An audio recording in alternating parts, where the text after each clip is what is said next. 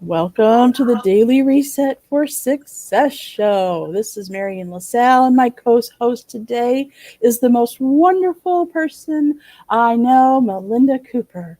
Hey, Melinda. Hi, everybody. How are you doing today? You know, I think there's a lot of weird stuff going on today. It is February 5th, 2020, and I'm getting all kinds of reports that it's cold outside. Now, when I got here, I came into work this morning, it was still warm. I just had a light little jacket on and I was warm. It was probably, I don't know, 65 or so. But I understand from the mailman and everybody else who's come in all bundled up, it's cold outside. Well, I was outside a few moments ago, and on my car thermometer, you know how that is, it said it was 41 degrees. Ooh, you're in That's Dallas. that's without the wind chill factor. Oh, yes. So I will tell you that we have a big pot of soup boiling, simmering, so that when I'm finished for the day, dinner is served.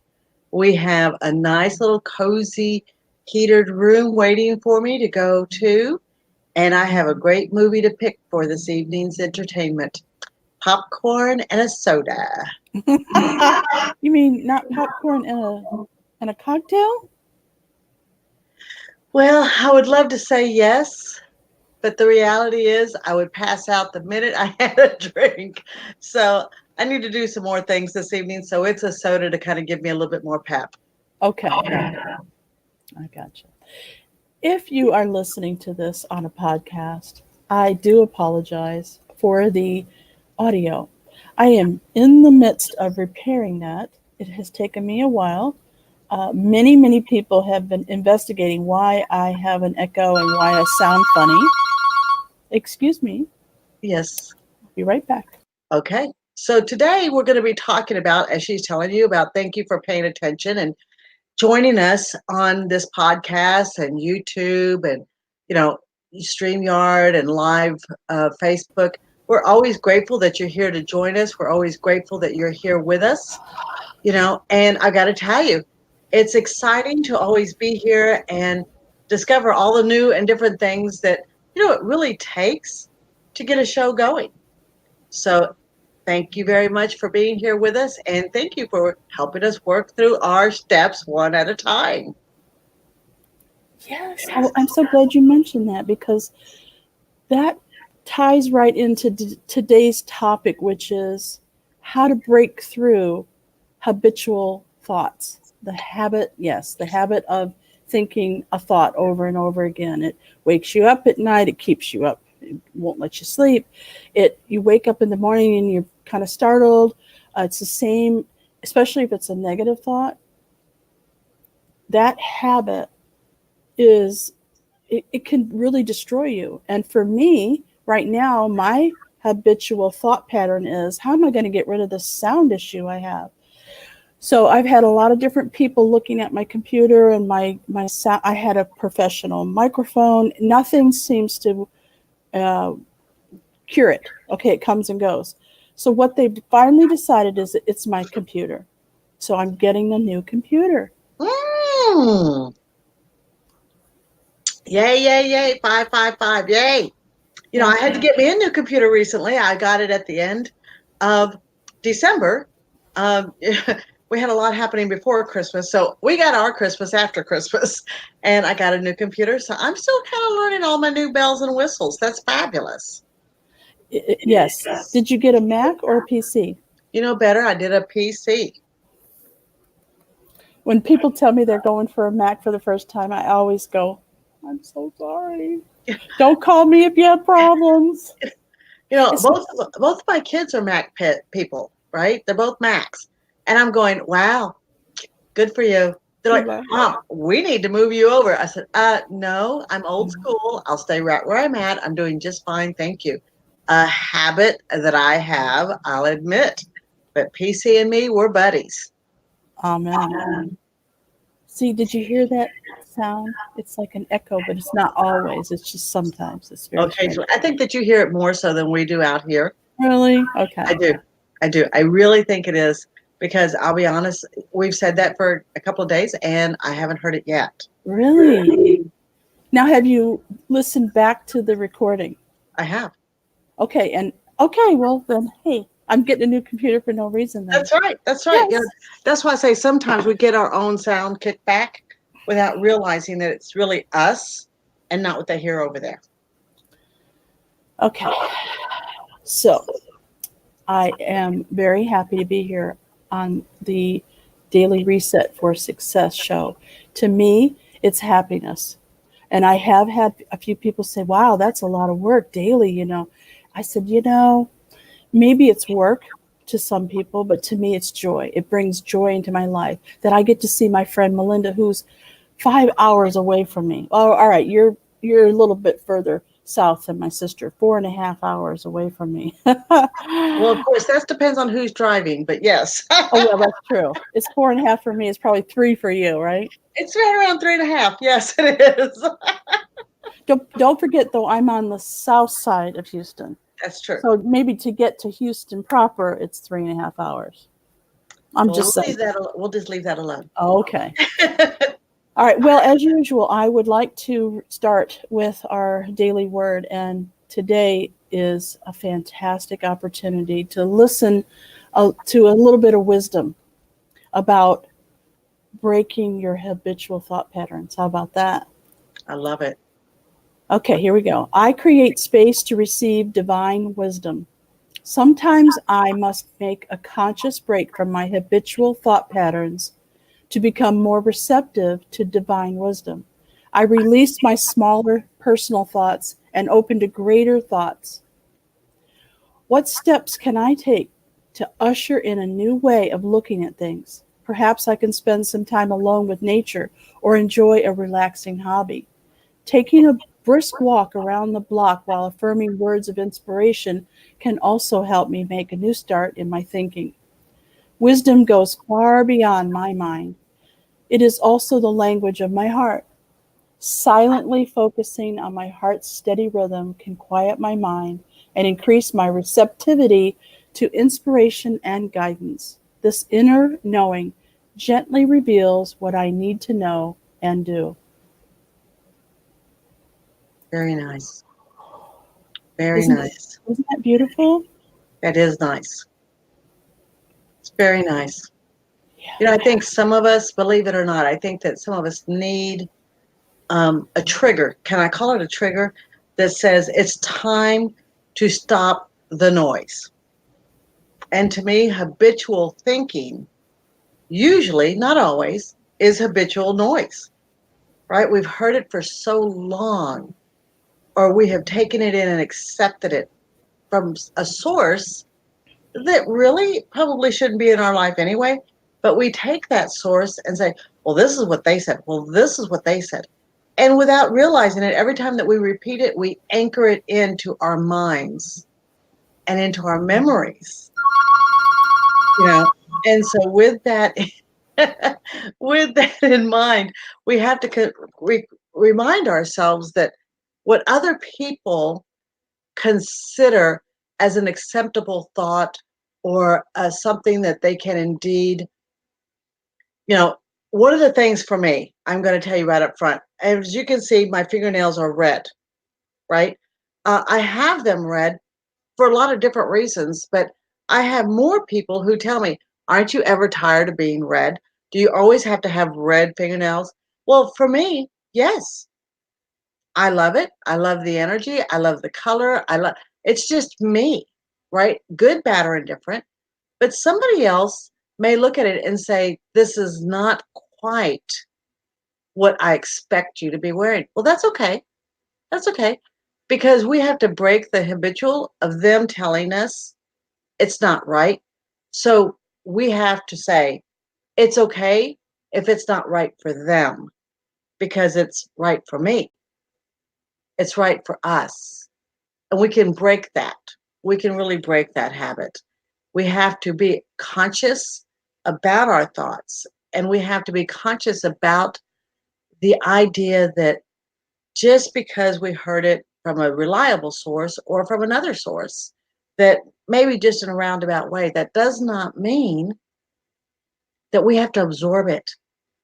But what we do have to do is become conscious of what we are allowing to repeat over and over and over again in our mind. We have to say, you know what? No, that's maybe not. Maybe it's time to change that channel. When I was much younger, I would like to tell you just the other day, but reality check kicks in. I was really overweight. There's no other way of saying it. Recently, I've lost a lot of weight. I've dropped a lot of weight, but I was constantly eating so much every time I got stressed. And it wasn't until one time that I was sitting and I realized, you may have heard my story that, my mother, I sat side by side to my mother who struggled with cancer for 12 years. In and out, hospital runs, you name it, everything. It was a rough ride. And I realized that while I was at the hospital and I was stressed, I was eating candy and junk food and anything that I thought was a comfort. And it wasn't until one day I was sitting there and I was talking to my mother, who unfortunately by that time was not able to speak back to me verbally, well, even though her eyes talked to me all the time. Um, and I said, I really need that comfort food. And all of a sudden, it reminded me that when I was a little girl and something came up in my life and it made me sad or I wanted to cry or whatever the situation was, my mother would say, that's okay. Let's go have an ice cream. Let's go have a dessert. Let's go, whatever the treat was for that day, to stuff it with food. And all of a sudden, when I was telling the story, I said, do you remember when we used to go all the time? Do you remember when we did da da da da da? Well, it was funny because I realized at that moment I did not have to have that ice cream because I was stressed. What I needed to do was figure out how to calm the stress without eating all the food, all those sweets, all that ice cream, every hot fudge sundae, every Three Musketeer candy bar, every Hershey's chocolate without almonds candy bar, right? I had to learn how to reconfigure my brain that just because I was stressed did not mean that I had to eat myself to comfort. I had to break the habit of having that hot fudge sundae that my mother had taken me to all those years. Every time I got upset, let's go have hot fudge sundae. Okay, Mom. All my worries went away. But you know what? Years later, that hot fudge sundae became very detrimental to my health. It became, oh my God, Melinda, you really need to check your weight. We need to really start looking at this. We need to take a break from that hot fudge sundae whenever you're stressed. And so I had to learn how to break that habit. I had to learn how to not get in my car now by myself, run down to Brahms, and have that hot fudge sundae that used to be a comfort food for my mother and I. It became a habit out of my mother just trying to love me and get my mind distracted and give me something that made me happy, and us two being together and going and sneaking away for the ice cream or whatever it was. I had to break the habit and say, I can be happy without the hot fudge sundae. We're discussing the fact that breaking a habit, especially a mindset habit, has to become a conscious effort. We have to consciously say, stop the noise. Don't you agree, Marian? I do. I think that a lot of us let our monkey mind just say whatever it wants to say, and we don't realize that we have control over telling it to stop. We can actually make it go a different way.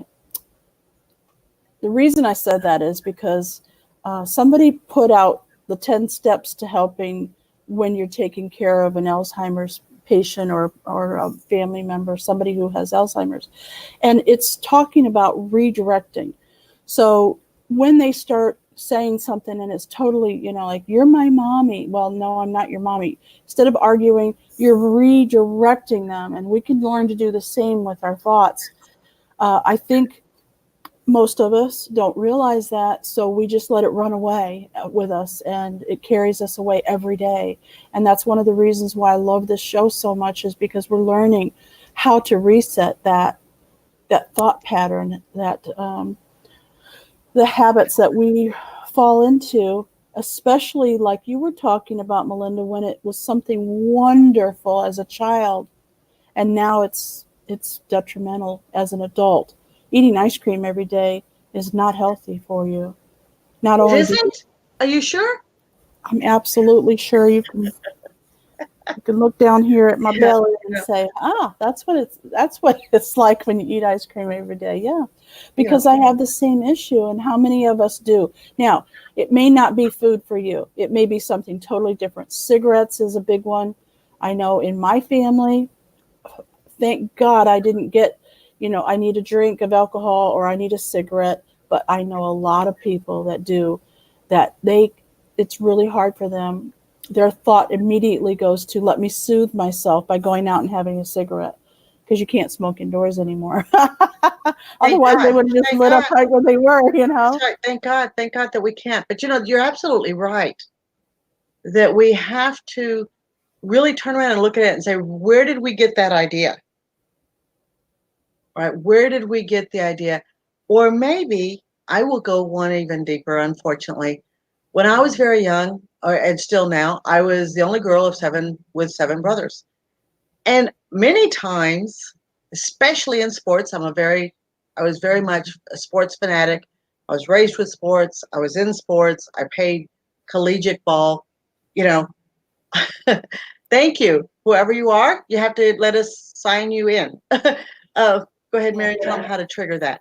Yeah, that's Mary Mount, and Mary Mount is a wonderful lady. Mary, if you want us to be able to see you, then you have to give permission to StreamYard to actually show up your name and everything. So I can see you because I see you're on Facebook, but no one else can. And I do want people to know who Mary Mount is. She's a wonderful lady, and Yeah, she helps a lot of people as well. very good, very good.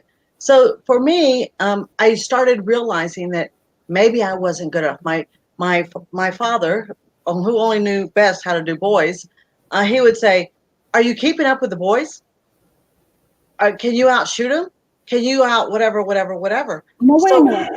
Let's unpack that a minute, shall we? okay, sure. So in your family, you had seven boys and one girl, and your father wanted to treat you like one of the boys? Now, when you were that young, did you understand that that's what he was doing, or did you just follow along with it and then learn Actually, as an I, adult? well, I learned as an adult, Uh, because as a child, his answer was, "I'm teaching you how to compete." I'm teaching you how to be able to get in there and hold your own. I'm teaching you how to get in there and know how to fight for what you want. And I will tell you, I'm a very competitive person.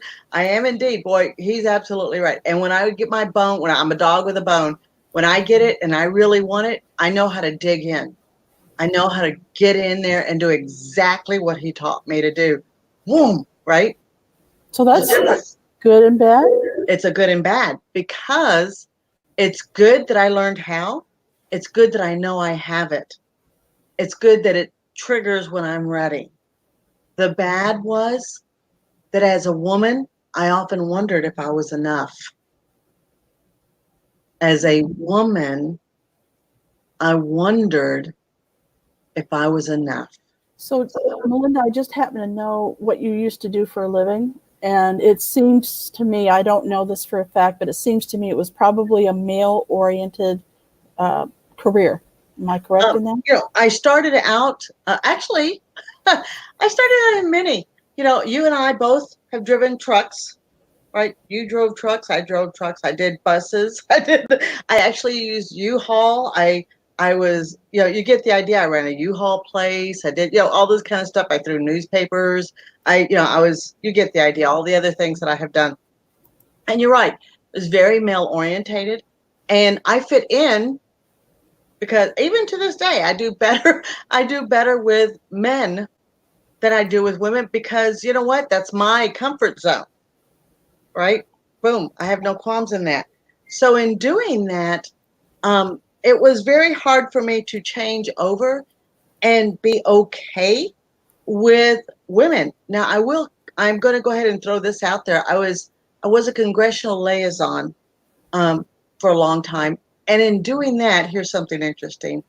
You work with men and women that both are at the very high competitive level because know what offices they're in? Oh, they're in the senators and the congressmen's offices, right? And they are in there for they're scrappy, right? So on some instances, it was great because I could hold my own. And then in some instances, I found that I was going for the jugular, right there. And but when I found myself out in public in the position, all these beautiful, beautiful women, beautiful women. They're professional, they're dressed appropriately, they have this long, slender look. I had to learn all that. I had to learn to be confident in my female skin rather than my masculine feel. Okay, so your negative thoughts around that you had to release, or you're still releasing them? Every now and then they flare their head up. Every now and then it's like, you know, it's funny because now I see it. I see it very quick, right? Now I see that trigger. But I did have to retell myself, you know what? You're enough as a woman too. You're enough. Melinda, you're enough as you are right now. Every piece of you, God gave you to be. Every piece of you are who you are, strong as you can be. It took of me, all of me, to be able to be okay and say, I'm enough as I am. Mm-hmm. But I had to reframe that. Right. I had to break the habit of saying, are you competing only with the boys? Are you good enough? Mm-hmm. If you haven't outdone the boys, you're not good enough. So if you're in the audience today, either listening through a podcast or watching us on YouTube or Facebook, I would love it if you could comment, especially if you're watching this live, and let us know, what are your triggers? What are your habitual thoughts? And let us help you try to reframe it or redirect it or help you in some way move away from the habit of that thought and either filling it with a better thought or just redirecting it altogether.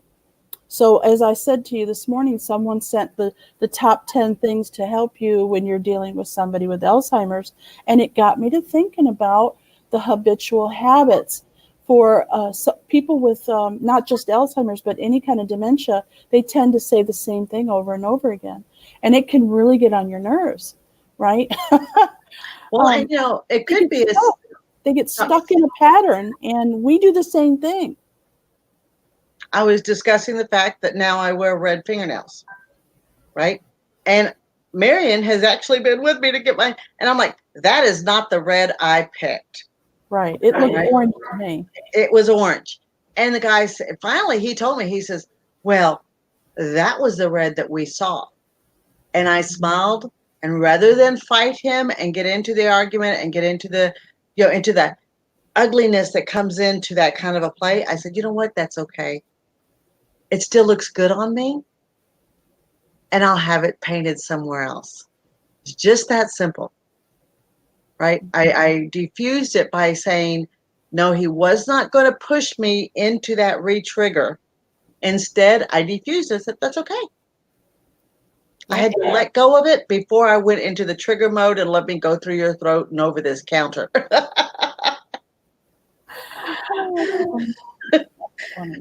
Yes. I totally saw that happen. I heard what you said, because he wasn't going to let go. He was like a dog with a bone. He wasn't going to let go of that. It looks red to me. And you're like, here's a picture of me with red fingernails, and here's the orange that you want to put on me. It's like, yeah, he wasn't going to go there. He just wasn't. So, yeah, I can understand how that would trigger. So another one is a big trigger for habitual negative thoughts are when you're out driving. So any of these negative habitual thoughts that you can come up with, you can choose to replace it with something like, I choose love instead. I choose love. I love how you say this, and we've talked about it before. Go, go on down the road. Go with God. Just leave me alone. Go, go, go, go. Instead Definitely. of you, Emmer, effer. You know. Yeah, yeah, yeah, yeah. It's so funny. Everyone who has ever caught me How dare you? on my mobile office, right? Of course, that means that they caught me driving in the car. And so what happens is it doesn't matter. I do not care. I always say, Oh, wait, I'm sorry. Go ahead. What does that say? okay. So I think this is Mary. I'm not on Facebook right this second to tell you, but I think it is. And she's saying, when someone trips your trigger, ask yourself, when have I done the same, and to whom? That's right. That's right. And that's a big thing. We have to recognize that if you know a dear friend of mine with a lot of wisdom and experience, she says, oh, did that pop up for you? Interesting. What were you supposed to learn that you did not learn to get rid of it? I said, excuse me. She says, oh yeah, if that's something from you, then were you supposed to learn from it? Right. Oh, here's a good one. How is that going to benefit me? Right. So, okay, let's say you're laying in bed and you can't go to sleep because people tell me this. Now, this is not my problem. I can go to sleep no matter what's going on. I can just close my eyes and I'm asleep. But I've heard this happens to a lot of people. You're in the bed, it's time to go nighty night, and your mind has other plans. And so you could say, Mary Mount is saying, you could say, well, how is this going to benefit me? That's How right. is this benefiting me? How has this benefited me, having this habitual thought? That's a good way for your mind to go, well, it's probably not benefiting me. Maybe I should talk about something else. Well, and one of the questions I do ask myself is, what am I supposed to do with that? Now that you've given me some information, now that you have provided me those thoughts, excuse me, what am I supposed to do with it? I am a person who actually journalizes my dreams. I journalize my thoughts, what keeps me up, or what pops me up, or what wakes me up. I say, okay, so what am I supposed to do with that? And I like the idea of how does it benefit me just as well, because it seems as though that you're still giving your mind something else to rethink or reconfigurate on, rather than repeating and repeating and repeating um, you know the the same words. I'm a firm believer that the energy, the spirit, the universe continues to bring us lessons that we are supposed to learn to help us go to the next step. So if it continues to play, I tell people often, I said, it's like being in kindergarten and first grade. If you don't know your ABCs, then you really can't formulate your next step of words and putting them all together and being able to move forward. So with that in mind, what are you missing from your ABCs that it keeps repeating? So how does this benefit me? What am I supposed to learn from it? And let me move forward. Because I think that the idea is that there is something that we should have picked up or could have picked up, and unfortunately we flew by it. We just zip, or it has become such a habit that even though it's repeating and repeating, we haven't slowed down to say, okay, what is it that's really repeating? What is it that's really playing over and over again? Because that will probably give us the answer that it's time to release that and it's time to move forward to the next one. And I think that when we're ready to re-trigger, when we're ready to get rid of that anchor that's been with us for such a long time, how about if we reset and take a minute and try to solve what's keeping us up at night? Solve what is there in front of us so that indeed maybe we can stop it from coming back. What's my most? Oh, okay. What was my most? Go ahead. What is my innermost dominant fear? Very nice. Yes. Very nice. This is Mary Mount. You can't see something in someone else you do not have within yourself. The things you see in others you do not like are the same things you have not learned to love about yourself. So I always have a problem when people say that. Mary, sorry, I do not have any tendencies to be a pedophile. Okay, I don't like that in other people. I don't want to murder anybody. And so if you're trying to tell me that I have that inside of me, sorry, not in this lifetime. That's it. It's how many lifetimes ago. But I will tell you that, obviously I have heard that a lot. What we Yes, see in other people, I've heard that a lot. What we see in other people is what we don't like about ourselves or what we do love about ourselves or vice versa. But for me, it's more the fact that there's a lesson to be learned from something that repeats. I believe that if it's repeating for whoever reason, whatever reason, the fact that we make the decisions to not like pedophiles. Right now, my biggest burn is the sex trafficking, right? Oh, yeah. Okay, I'm going, okay, everybody knows that this is wrong. Everybody knows that humans are not for sale. Good, bad, or indifference, I don't care, from centuries ago to right now. It's just not right.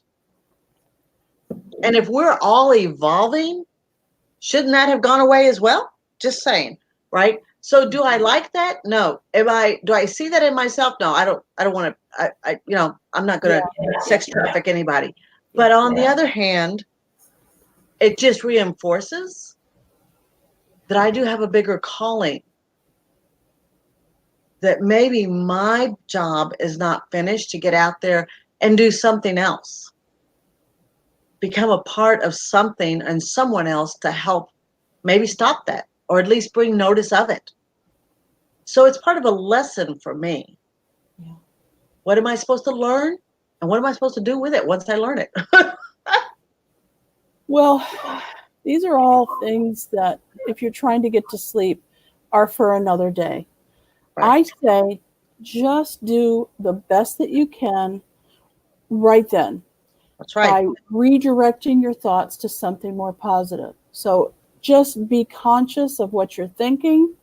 And if it's not something you want to have repeating over and over again, like a song you heard on the news or the radio, and it keeps repeating. Now, sometimes that's pleasant, and other times you're like, really, mind? Can you think of something else to tell me?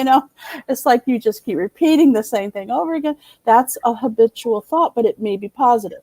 But That's if it's something that's bothering you and you really don't want it to keep repeating, try redirecting it another way. So there's hypnosis, there's being conscious about your thoughts, and then telling yourself, let's think about something more pleasant. So what's more pleasant? Okay. You could think about what's pleasant about your phone, literally anything that's around you. What's pleasant about having a pencil with an eraser on it? Well, if I make a mistake, I can always erase it. That's right. Literally, you can trick your mind into thinking about other more pleasant things. That's my opinion. Well, and I agree with you. One of the things that I do, if you're going to sleep, here's a tip. This is Melinda's tip.